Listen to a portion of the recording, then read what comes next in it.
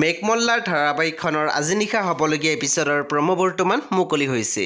আজিৰ প্ৰমোত বাৰু আমি কি দেখিবলৈ পাইছোঁ আহকচোন আমি অকণমান চাই লওঁ।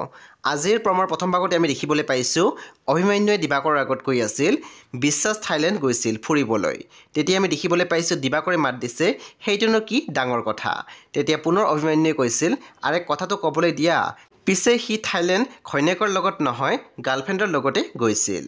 তাৰপিছত আমি প্ৰমোদ দেখিবলৈ পাইছোঁ ৰুণে কৈ আছিল তাৰমানে মই যে এবনৰ্মেল নহয়, আপোনাৰ মনত এতিয়াও সন্দেহ আছে তাৰমানে। প্ৰমৰ একেবাৰে অন্তিম ভাগত আমি দেখিবলৈ পাইছোঁ অভিমন্যুৱে কৈ আছিল ইমান ভিতৰুৱা খবৰ মামাই কেনেকৈ পালে, তাৰমানে বেদে যি কৈছিল কথাটো মানে সঁচা।